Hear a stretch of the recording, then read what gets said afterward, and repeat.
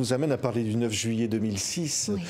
Vous dites dans cette arène de Berlin, avec ce fameux coup de boule, dont vous parlez dans ce livre, dont vous révélez finalement ce qui s'est vraiment passé. Oui, parce que pour moi, on ne peut pas comprendre l'homme Zidane si on ne cherche pas à comprendre ce geste qui a déterminé son destin. Vous vous rendez compte, c'était ses adieux, c'était le moment où il allait mourir comme joueur, peut-être renaître à autre chose, peut-être décider de la suite de sa vie. Enfin, c'est un rendez-vous avec son destin. Si on ne comprend pas ce geste, on ne peut pas comprendre cet homme. Comment on peut l'expliquer alors, ce geste ? Ailleurs que sur la scène du football. Ça n'est pas une histoire de dispute entre deux joueurs de football et surtout, ça n'est pas une histoire d'un homme, comme on l'a dit. Enfin, moi, ces explications m'ont choquée dans mon admiration pour Zidane.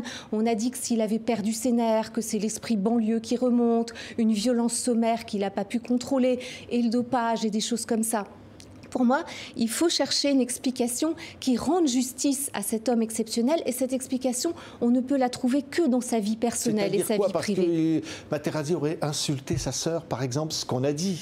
Alors c'est ce qu'on a dit, c'est l'explication officielle, mais ça n'est pas crédible parce qu'il est impensable que quelqu'un d'aussi intelligent que Zidane, qui lui n'est jamais dans la violence première, il réagit à l'injustice, mais il n'est jamais lui dans la violence, c'est impensable qu'il fasse basculer son destin un jour pareil pour des insultes aussi génériques que « et ta mère et ta sœur », ce qu'on entend toujours sur un terrain de football. Oui, mais alors qu'est-ce qui s'est vraiment passé alors ? Alors là, il s'est passé quelque chose qui est vraiment de l'ordre d'une tragédie grecque.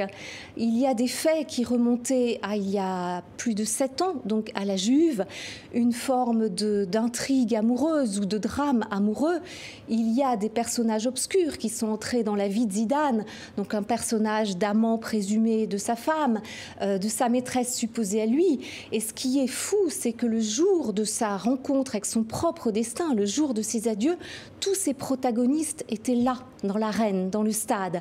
La maîtresse présumée dans les gradins, l'amant présumé de Véronique sur le banc des remplaçants. Et à la fin, alors que cette victoire échappait à l'équipe de France, la tension était à son maximum, qu'il a raté un but sublime, Materazzi, avec une perversité incroyable, on peut dire une intelligence, mais aussi une perversité, a su cibler sa phrase exactement au cœur de ce qui pouvait faire le plus mal à Zidane et ce qui pouvait le faire basculer.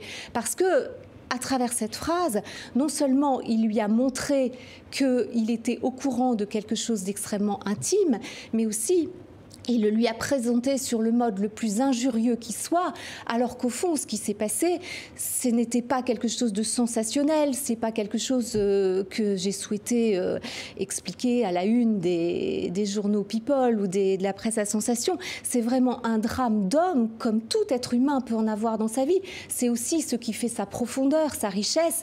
Et Materazzi a traité ça avec violence et perversité. Et là, Zidane, humain bien sûr, n'a pas pu justement passer ça sous silence. Donc c'est son geste qui a parlé pour lui.